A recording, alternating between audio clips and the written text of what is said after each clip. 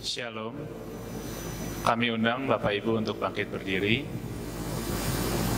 Ajakan beribadah. Puji dan syukur kita naikkan kepada Allah yang Maha Kuasa atas segala kebaikan dan kemurahan yang dilimpahkan kepada kita. Cinta dan kasih Tuhan merangkul dan mengumpulkan kita dalam persekutuan saat ini. Untuk itu, mari kita memuji dan mengagungkan segala kebaikannya.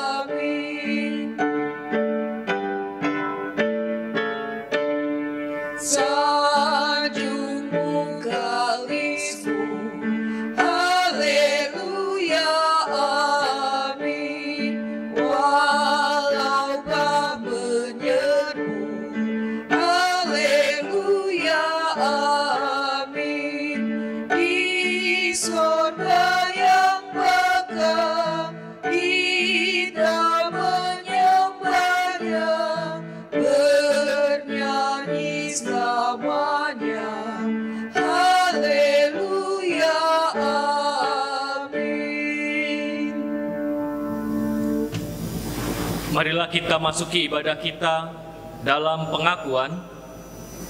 Pertolongan kita adalah dalam nama Tuhan yang menjadikan langit dan bumi.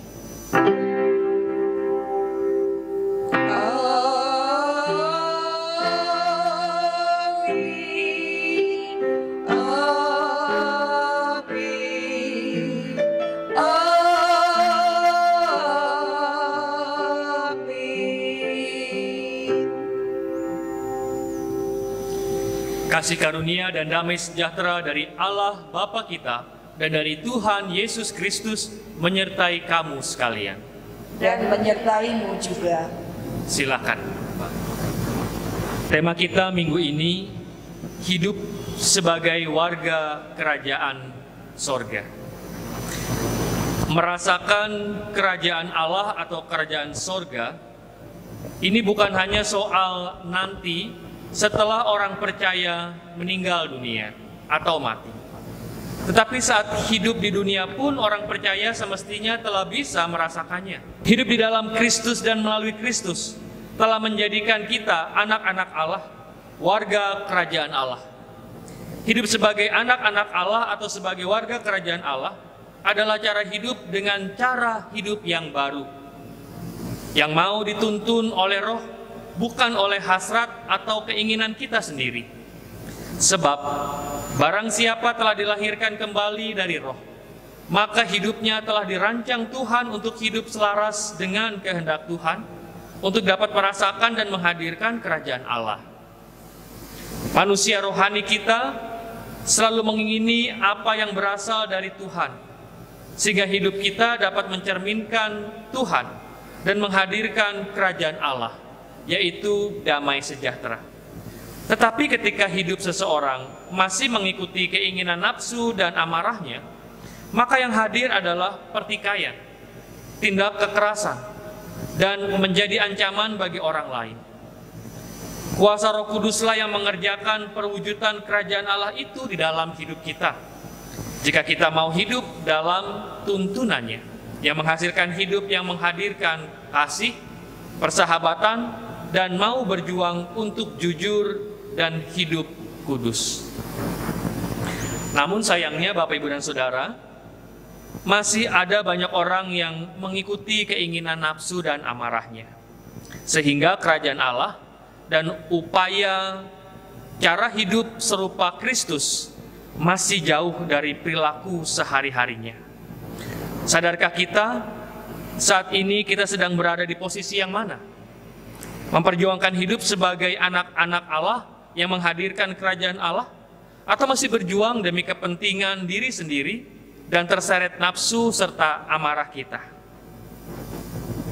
Setiap saat Allah menanti anak-anak yang dikasihinya ketika tersesat kembali pada jalannya. Karena itu saat ini mari kita bersama-sama datang kepada Tuhan, dan biarlah dalam rasa penyesalan kita memohon belas kasihan-Nya. Kita berdoa.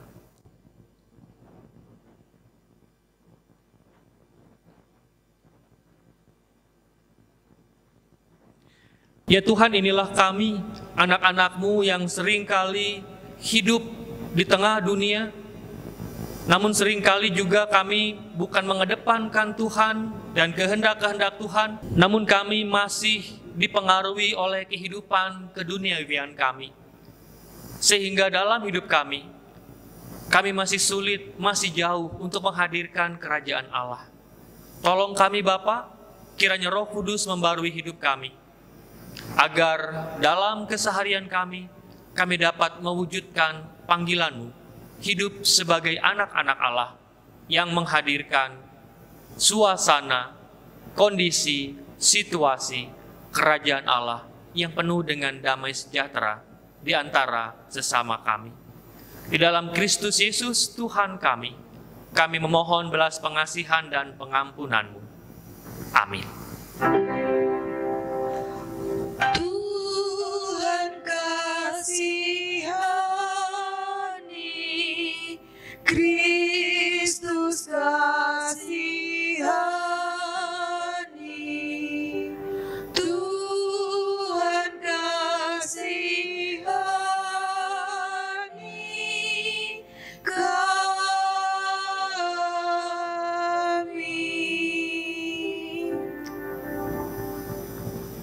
Mari berdiri.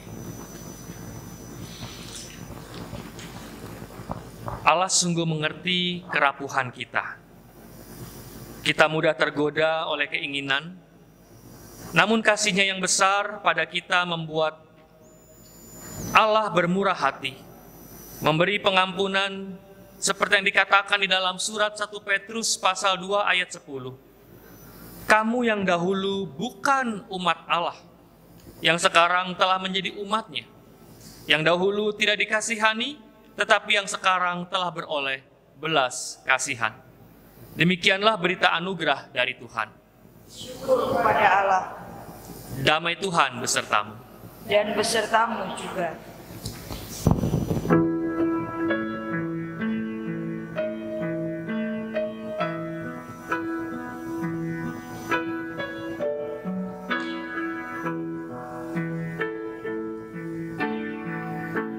Sinarilah hamba-Mu dengan wajah-Mu,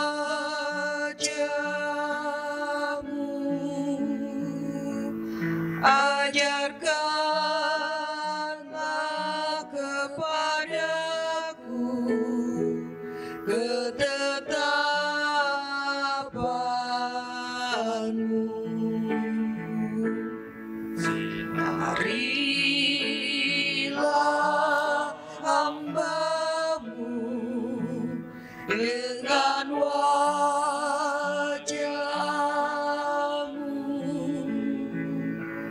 ajarkanlah kepadaku ketetapan-Mu.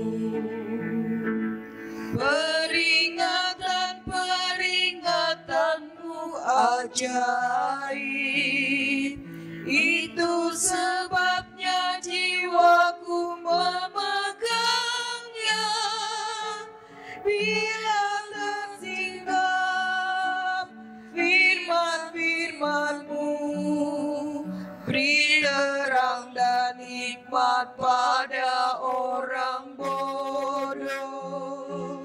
Sinarilah hamba-Mu dengan wajah-Mu.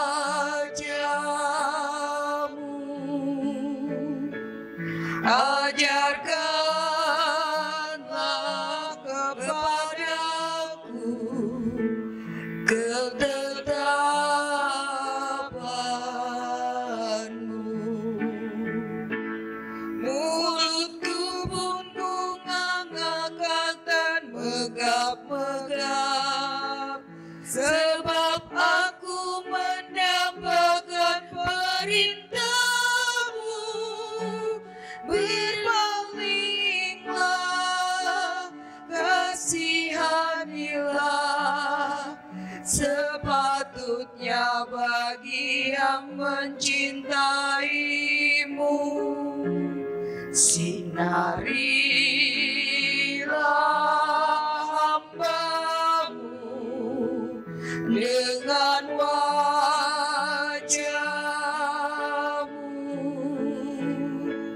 Ajarkanlah kepadaku ketetapan-Mu. Teguhkanlah langkahku oleh janji-Mu. Jangan kejahatan berkuasa atasku. Bebaskan aku dari pemerasan, agar aku berpegang pada titah-Mu. Sinarilah hamba-Mu dengan wajah-Mu.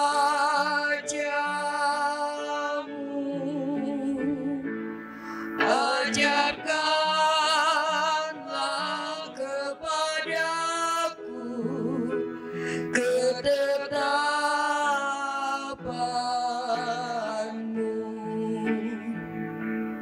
Air mataku berlinang seperti aliran air, karena orang tidak berpegang pada taurat-Mu, Tuhan. Sinarilah hamba-Mu dengan wajah-Mu.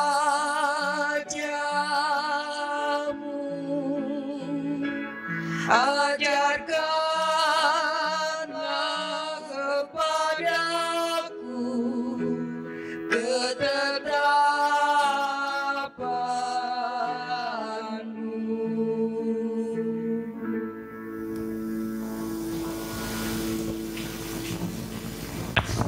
Umat Tuhan, mari kita siapkan hati kita untuk mendengar sabda Tuhan.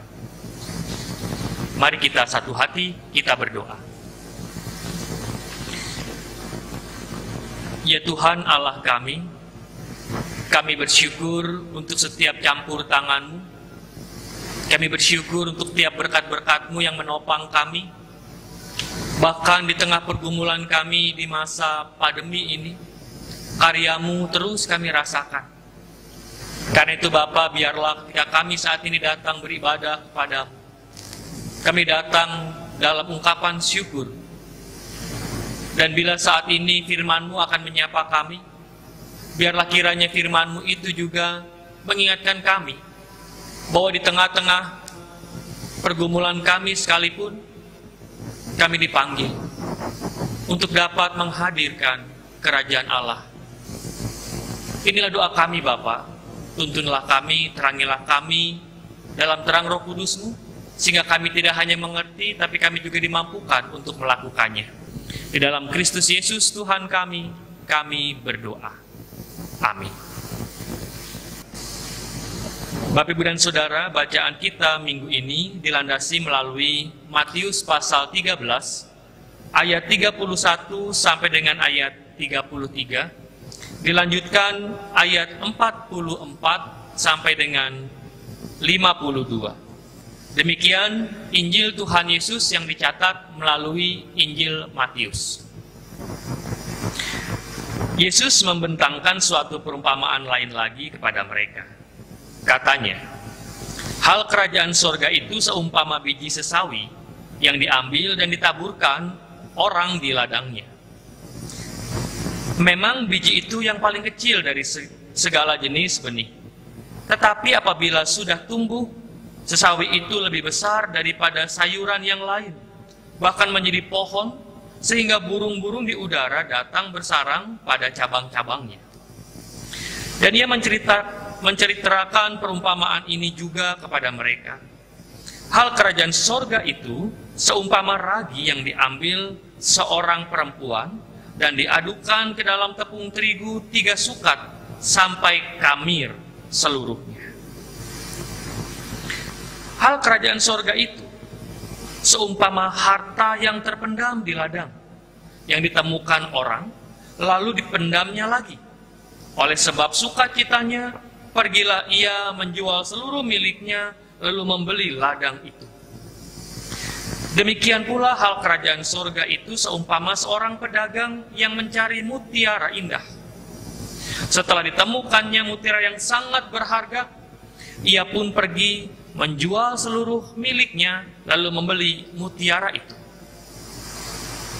Demikian pula hal kerajaan sorga itu seumpama pukat yang dilabuhkan di laut, lalu mengumpulkan berbagai jenis ikan. Setelah penuh, pukat itu pun diseret orang ke pantai, lalu duduklah mereka dan mengumpulkan ikan yang baik ke dalam pasu, dan ikan yang tidak baik mereka buang. Demikianlah juga pada akhir zaman, malaikat-malaikat akan datang memisahkan orang jahat dari orang benar, lalu mencampakkan orang jahat ke dalam dapur api. Di sanalah akan terdapat ratapan dan kertakan gigi. Mengertikah kamu semuanya itu? Mereka menjawab, ya, kami mengerti. Maka berkatalah Yesus kepada mereka, karena itu setiap ahli Taurat yang menerima pelajaran dari hal kerajaan sorga itu seumpama tuan rumah yang mengeluarkan harta yang baru dan yang lama dari perbendaharaannya. Sedemikian jauh pembacaan Alkitab kita. Berbahagialah mereka yang mendengar sabda Allah dan yang memeliharanya dalam kehidupan hari lepas hari. Haleluya. Haleluya. Haleluya.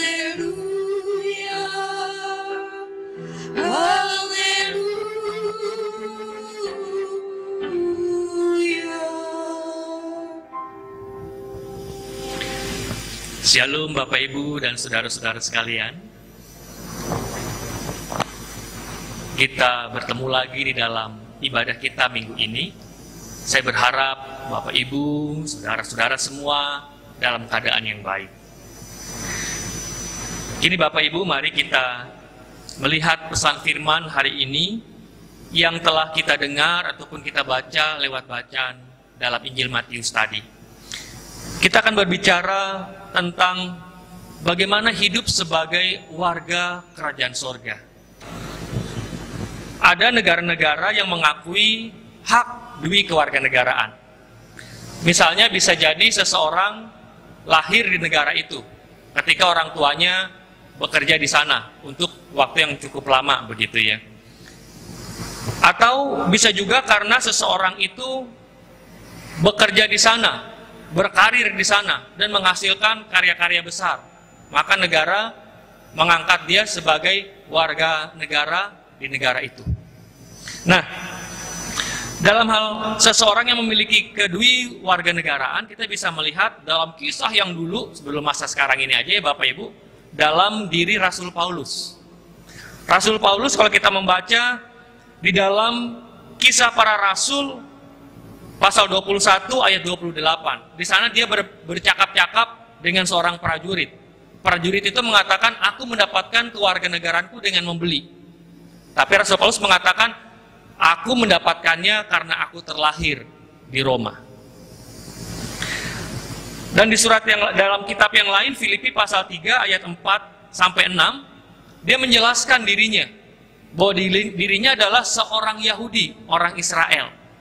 Lahir dari keluarga Israel, dididik dalam keyahudian, seperti itu ya di surat Filipi. Nah, jadi tidak hanya sekarang ini, tapi juga pada waktu dulu sudah ada negara-negara yang mengakui adanya dui kewarganegaraan. Nah, di Indonesia sendiri bagaimana? Di Indonesia, seseorang hanya boleh memiliki satu kewarganegaraan. Ya, tidak boleh ada dua. Dia harus milih gitu ya. Kalau dia misalnya mamanya orang Indonesia, bapaknya orang Prancis atau orang Jerman atau orang Amerika, begitu ya lahir di Indonesia, dia harus milih. Dia mau jadi warga negara Amerika seperti ayahnya atau menjadi warga negara seperti ibunya. Begitu ya. Nah, berbicara tentang kewarganegaraan ketika kita hubungkan dengan warga kerajaan sorga. Nah, ini kita ternyata juga secara tidak langsung punya dui kewarganegaraan gitu. Satu warga negara Indonesia sebagai orang Indonesia, sebagai orang Kristen kita disebut sebagai anak-anak Allah dan warga kerajaan Allah. Luar biasa nih Bapak Ibu.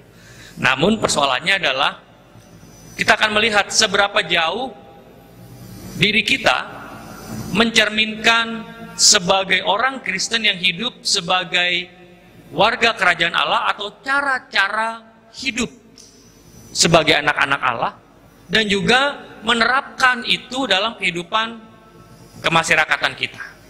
Berbicara tentang peran kita di tengah masyarakat. Terkadang memang ada orang yang beragama fokusnya hanya sorga atau kerajaan sorga, sehingga tidak memperhatikan kehidupan di sekitarnya.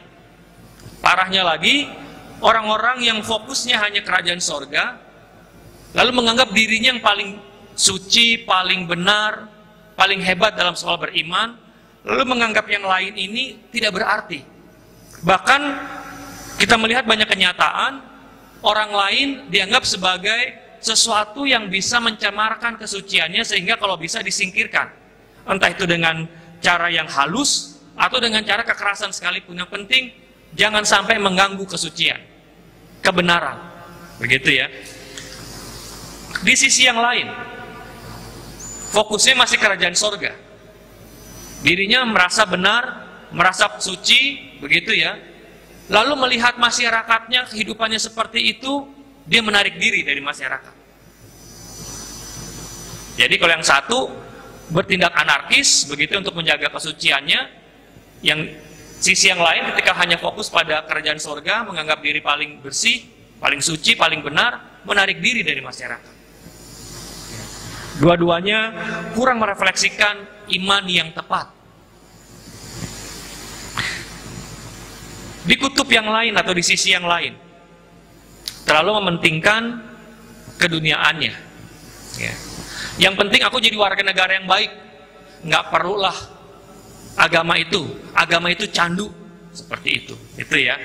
Yang penting aku jadi warga negara yang baik, itu udah cukup. Nah, kita menyadari bahwa dalam kehidupan kemanusiaan kita kadang sulit memisahkan kebenaran yang sejati. Lewat kitab sucilah kita mengenal kebenaran yang sejati. Maka ketika seseorang hanya menekankan hal yang dunia atau warga negara dunia saja, lalu mengabaikan panggilan-panggilan dalam hal kerajaan sorga atau pesan dalam kitab suci dalam hidup berhikmat, seringkali juga pengejuantahan tindakannya, karya-karyanya belum tentu sempurna. Benar menurut versinya, bukan benar menurut pandangan dan bisa diterima banyak orang. Jadi Bapak Ibu, saat ini kita belajar dari perumpamaan Yesus. Yesus mengajarkan beberapa perumpamaan pada kita saat ini. Pertama-tama perumpamaan tentang bagaimana menjadi ragi dan peran biji sesawi. Panggilan ini sederhana Bapak Ibu. Dan mau kita coba lihat dari persepsi atau sisi teologis yang lain tentang pemaknaan biji sesawi dan ragi. Di sini Yesus mengajak kita bahwa sebagai warga kerajaan Allah, peran kita di tengah dunia itu sangat diharapkan. Justru kedekatan seseorang pada Allah harusnya tercermin dalam kehidupan kesehariannya, dalam aktivitas-aktivitas pekerjaan-pekerjaannya, profesinya. Dan Yesus menggambarkan hal itu tidak harus selalu yang besar. Karena itu Yesus mengambil perumpamaan biji sesawi dan ragi. Yesus menggambarkan betapa kecilnya biji sesawi itu. Sangat kecil. Paling kecil biji itu di antara biji sayur-sayuran yang lain. Tapi ketika biji itu tumbuh, dia lebih besar dari sayuran-sayuran yang lain. Jadi di sini jelas, sesawi di sini sejenis sayuran. Ya. Bahkan karena lebih besar dari sayuran-sayuran yang lain, sehingga batang-batangnya bisa digunakan burung-burung untuk membuat sarang. Artinya apa? Untuk mewujudkan kerajaan Allah di tengah dunia, tidak melulu harus dengan perbuatan yang spektakuler, yang besar. Tidak harus tunggu dulu jadi profesor, baru bisa kelihatan nih kiprahnya di tengah dunia. Tidak harus jadi pendeta lebih dulu. Tidak harus jadi dokter lebih dulu. Mungkin kita hanya seorang biasa-biasa saja. Mungkin kita melakukan pekerjaan-pekerjaan sederhana. Tetapi ketika hal itu dilakukan dalam penghayatan iman yang benar, dan hal itu dilakukan bukan hanya untuk kepentingan diri kita sendiri, tapi ketika aku melakukan ini, aku juga menghayatinya bahwa ini juga untuk orang lain. Contoh sederhana, seorang pemulung, tapi ketika orientasinya dia memungut sampah, tidak hanya untuk memilah yang bisa dijual, tapi juga ketika dia memungut sampah-sampah, maka aku setidaknya ambil bagian dalam kebersihan kota tempat aku tinggal, wilayah tempat aku tinggal. Begitupun gambaran tentang ragi. Ketika kita ingin membuat kue, agar kue itu mengembang, ragi yang dibutuhkan itu tidak besar Bapak Ibu. Bukan begitu ya ibu-ibu yang suka rajin bikin bolu, apalagi di masa pandemi ini gitu ya, sering bikin donat gitu ya. Pokok panganan-panganan yang bisa dinikmati lah, panganan sehat untuk keluarga kita. Ketika kita bikin bolu, bikin donat, apa kita ngasih raginya itu 1 bungkus untuk 1 kilo terigu? Oh tidak. Kita hanya perlu sedikit ragi, maka itu bisa membuat adonan kita mengembang. Tapi ketika raginya terlalu banyak, bisa membuat adonan itu malah rusak. Jadi inilah yang digambarkan Yesus tentang perumpamaan biji sesawi dan ragi. Bahwa hal hidup sebagai warga kerajaan sorga dan menghadirkan kerajaan sorga di bumi tidak harus melulu dengan hal yang besar, tidak harus menunggu kita menjadi orang besar. Tapi ketika kita melakukan hal-hal kecil dengan penghayatan dan dengan tujuan yang besar, maka hal itu bisa memberikan dampak yang besar bagi sesama kita. Lalu yang berikutnya, Yesus menggambarkan perumpamaan yang lain tentang seseorang yang menemukan harta terpendam. Ketika dia menemukan harta terpendam itu, dia menguburnya di sebuah ladang. Karena bisa jadi ketika dia akan membawanya, akan dilihat orang dan diperebutkan, atau menjadi bahan rebutan. Maka dia mengubur benda itu, benda yang berharga itu, di ladang seseorang. Lalu dia punya ladang. Karena dia tahu di ladang di mana dia menyimpan harta itu nilainya lebih besar karena adanya harta terpendam, dia rela menjual ladangnya, menggantikannya dengan ladang, mungkin itu ladang itu lebih kecil dari ladang miliknya, tapi dengan nilai yang sangat tinggi, berlipat-lipat ganda, bahkan tidak terukur kalau diukur dengan nilai ladangnya atau hasil ladangnya. Apa yang mau dikatakan oleh Yesus dalam perumpamaan ini? Bahwa hal menghadirkan kerajaan sorga adalah juga melakukan sebuah perubahan. Ketika selama ini kita menemukan satu yang penting, berharga, tapi lalu kita menemukan hal yang lebih bermakna, yaitu hidup menurut kerajaan sorga. Maka panggilan ini, ilustrasi ini, metafora tentang menjual ladang demi membeli ladang di mana dia menanam harta terpendam di sana. Ingin menggambarkan adanya perubahan hidup. Dan perubahan hidup itu dapat diwujudkan atau diperjuangkan dengan mau meninggal, menjual, menyingkirkan, menggantikan yang lama menjadi yang baru. Contoh, gambaran bagaimana kita membuang yang lama, mengganti yang lama dengan mengganti cara hidup yang baru. Cara hidup baru demi mewujudkan kerajaan Allah di tengah-tengah dunia. Cara hidup yang baru untuk mewujudkan cara hidup sebagai warga kerajaan sorga di tengah-tengah masyarakatnya. Dan perumpamaan yang ketiga, Yesus berbicara tentang ini kehidupan nelayan. Seorang yang menaruh pukat, ya, bentuk-bentuknya itu seperti jala, tapi bukan ditebar, tapi biasanya ditaruh satu sisi di ujung sana, satu sisi di ujung sini, maka ikan-ikan yang lewat di antara sela-sela itu akan terperangkap di pukat itu. Gambaran ini ingin menggambarkan bahwa apa yang kita lakukan di dunia tidak sia-sia. Ikan yang baik akan ditaruh di sebuah tempat yang baik. Ikan yang tidak terpilih karena ikan itu buruk atau tidak memenuhi persyaratan akan disingkirkan ke tempat, bahkan di sana dikatakan tempat yang terdapat kertakan gigi. Bapak Ibu, bahwa apa yang kita kerjakan, perjuangan-perjuangan kita untuk mewujudkan iman yang benar, iman yang hidup, iman yang menjadi berkat di tengah-tengah masyarakat kita, Tuhan memperhitungkan kita.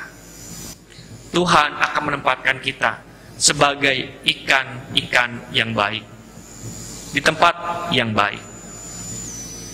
Maka hal ini Bapak Ibu menjadi refleksi kita saat ini. Bila hal ini kita hubungkan peran kita sebagai warga gereja di tengah-tengah pergumulan masyarakat kita, di tengah-tengah maraknya aksi anarkis yang menggunakan seringkali embel-embel keagamaan, karena dengan menggunakan embel-embel keagamaan ini banyak memberikan perhatian di tengah masyarakat, bahkan dukungan.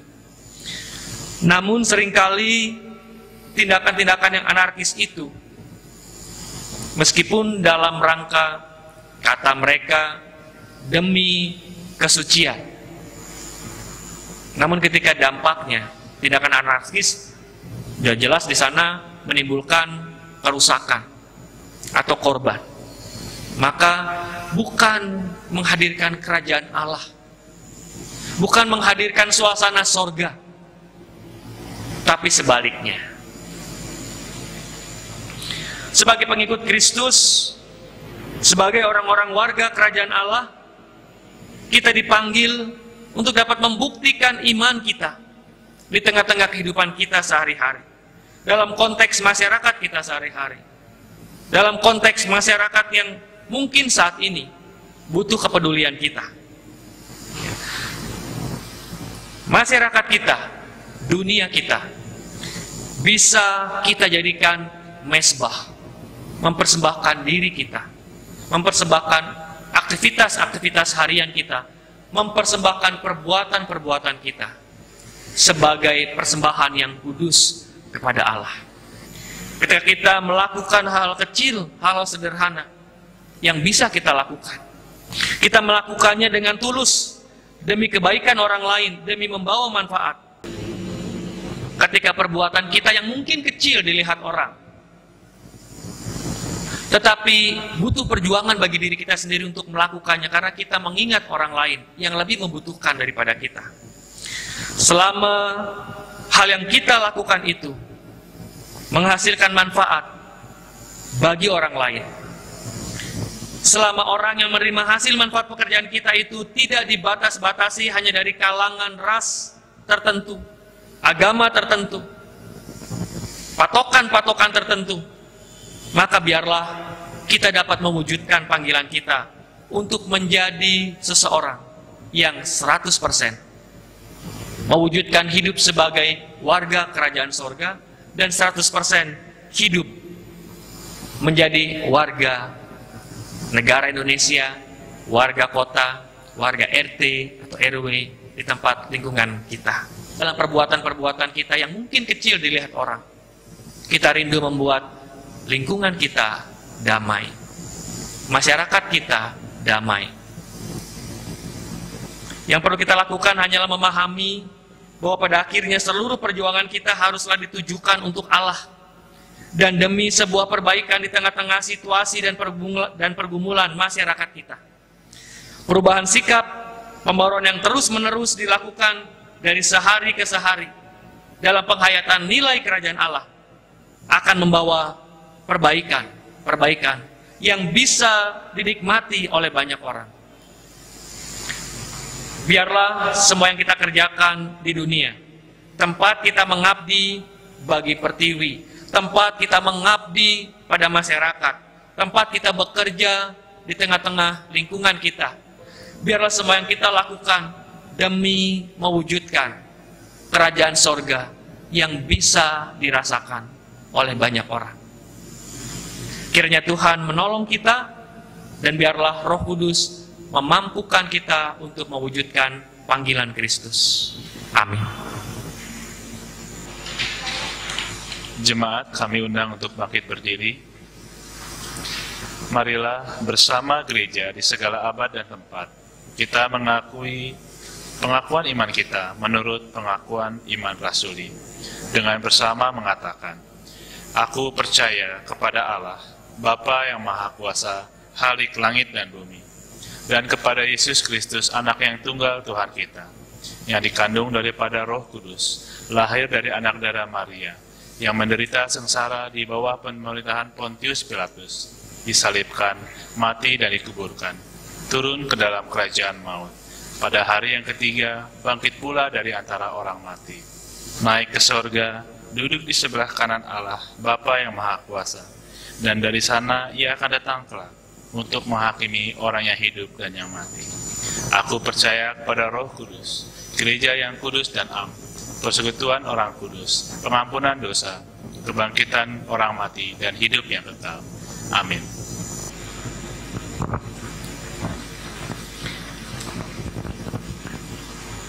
Umat Tuhan, mari kita satu hati di dalam doa syafaat kita. Kita berdoa. Ya Tuhan Allah kami, firman-Mu menyapa kami, mengingatkan panggilan kami sebagai anak-anak Allah yang telah Engkau tebus, Engkau kuduskan, dan sebagai anak-anak Allah yang senantiasa hidup dalam bimbingan Roh Kudus. Mampukan kami dapat menghidupinya, kami dapat menghadirkannya di tengah-tengah kehidupan kami. Saat ini Tuhan, kami juga mau berdoa untuk pergumulan bangsa kami, khususnya di tengah-tengah pandemi ini. Kami bergumul karena dengan adanya pandemi ini, ada banyak perubahan yang terjadi di tengah-tengah kami. Ada banyak pergumulan dialami oleh masyarakat kami. Mereka banyak yang kehilangan pekerjaan, banyak yang menutup usaha. Ada banyak juga saudara-saudara kami yang kehilangan anggota keluarga mereka. Kami juga mau berdoa ya Tuhan, untuk persiapan kami dalam ibadah onsite atau ibadah di gedung gereja GKI Metro. Agar apa yang kami persiapkan dapat terpenuhi dengan baik. Dan biarlah ketika kami sadar untuk memenuhi protokol kesehatan, kesadaran itu karena kasih kami kepada sesama kami, untuk melindungi kami juga melindungi sesama kami. Dan biarlah ibadah onsite yang kami rencanakan dapat terlaksana dengan baik, menjawab kerinduan bersekutu bersama di gedung gereja, namun juga dapat saling memperhatikan khususnya dalam hal kesehatan satu dengan yang lain. Kami juga berdoa ya Bapak untuk layanan-layanan majelis jemaat di tengah-tengah pandemi ini. Biarlah kiranya Tuhan sendiri akan terus memampukan bahkan menginspirasi pelayanan-pelayanan kami, khususnya dalam hal pelaksanaan program-program kerja kami di masa mendatang. Kami mohon campur tangan Tuhan, kami mohon Roh Kudus memberikan kami hikmat di dalam mengelola sumber daya gereja kami ini. Kami juga berdoa untuk tim medis yang terus berjuang di garda depan untuk menolong, untuk memulihkan, untuk melakukan pencegahan penyebaran COVID ini. Biarlah kiranya Engkau yang akan menopang kehidupan mereka. Inilah diri kami Bapak, kami juga mengingat rencana dari keluarga kami, Bapak, keluarga besar Bapak Edi Yusworo, untuk pernikahan anak mereka, Abraham dan Jessica, pada bulan Agustus mendatang. Kiranya Tuhan yang memberkati perencanaan ini, biarlah kiranya apa yang akan terlaksana nanti dalam ibadah, juga dalam resepsi, semua berjalan dengan baik. Kami juga berdoa untuk saudara-saudara kami yang saat ini bergumul dalam sakit mereka bergumul dalam hal perekonomian mereka, kami pun ingin membawanya kepada Tuhan. Engkaulah sumber pertolongan kami Bapa, kepadamulah kami mempercayakan diri kami. Inilah doa kami Bapa, di dalam Kristus Yesus Tuhan kami. Kami mengalaskan doa ini. Bapa kami yang di sorga, dikuduskanlah namamu, datanglah kerajaanmu, jadilah kehendakmu di bumi seperti di sorga. Berikanlah kami pada hari ini makanan kami yang secukupnya, dan ampunilah kami akan kesalahan kami, seperti kami juga mengampuni orang yang bersalah kepada kami. Dan janganlah membawa kami ke dalam pencobaan, tetapi lepaskanlah kami dari yang jahat. Karena Engkau yang mempunyai kerajaan, dan kuasa, dan kemuliaan sampai selama-lamanya. Amin. Marilah kita bawa diri kita sebagai persembahan yang berkenan kepada Allah dalam tiap perilaku kita sebagai anak-anak kerajaan Allah. Sebagaimana yang dikatakan dalam Kolose 3 ayat 17, dan segala sesuatu yang kamu lakukan dengan perkataan atau perbuatan, lakukanlah semuanya itu dalam nama Tuhan Yesus, sambil mengucap syukur oleh Dia kepada Allah Bapa kita. Bapak, Ibu, Saudara dapat memberi persembahan, dapat melalui transfer atau melalui e-banking ke rekening GKI Metro, BCA, nomor rekening 1199188188, atau memasukkannya ke dalam amplop, lalu membawa dan menyerahkan kepada majelis jemaat pada saat ibadah gereja nanti. Mari kita nyanyikan nyanyian persembahan, janganlah kumpulkan harta.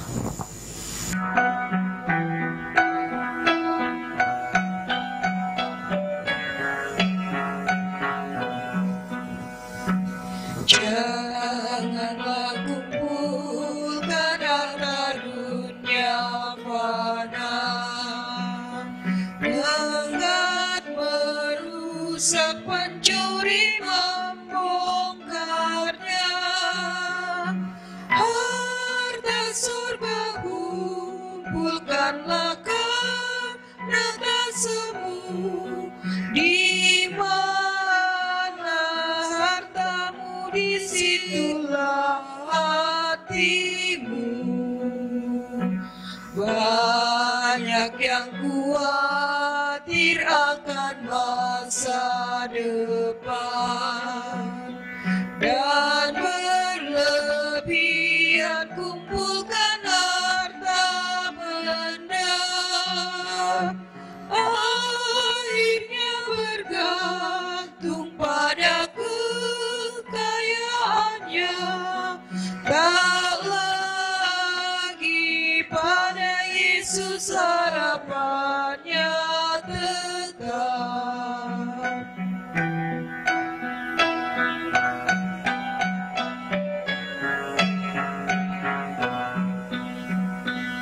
yang kumpulkan banyak takkan kelebihan, dan yang sedikit pun takkan kekurangan. Burung yang di langit, bunga bakung di lembah, tetap dipelihara Tuhan selamanya.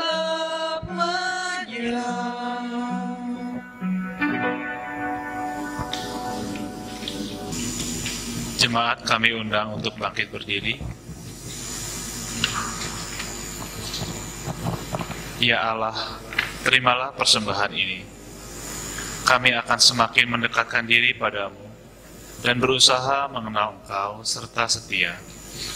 Terimalah persembahan ini, ya Allah. Kami akan setia kepada tanggung jawab kami, memperjuangkan keadilan dan kesejahteraan di tengah-tengah masyarakat kami dan di seluruh dunia ini, agar semua orang bersukacita dan meluap dengan ucapan syukur membesarkan nama-Mu yang kudus. Amin.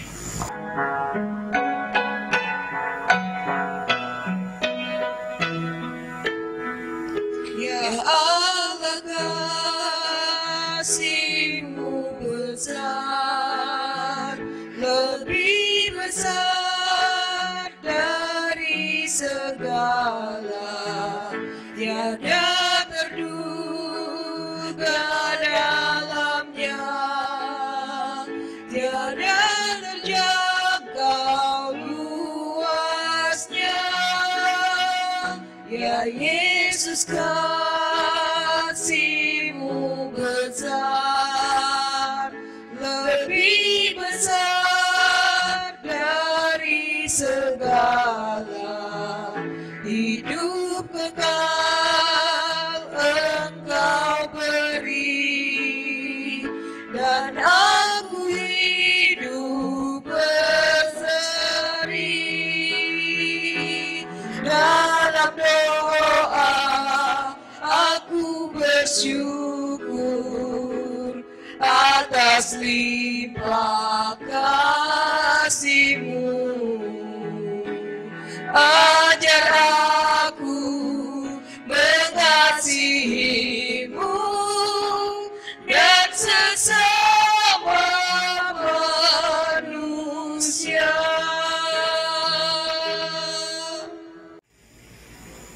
Umat Tuhan, kini arahkanlah hatimu kepada Allah yang memanggil kamu menjalani hidup sebagai warga kerajaan Allah. Kami mengarahkan hati kami kepada Allah. Jadilah saksi Kristus dengan berlaku benar. Syukur kepada Allah, Terpujilah Tuhan. kini dan selamanya. Kini kembalilah dalam kehidupan keseharianmu dan terimalah berkat Tuhan. Tuhan memberkati engkau dan melindungi engkau. Tuhan menyinari engkau dengan wajahnya dan memberi engkau kasih karunia. Tuhan menghadapkan wajahnya kepadamu dan memberi engkau damai sejahtera. Amin.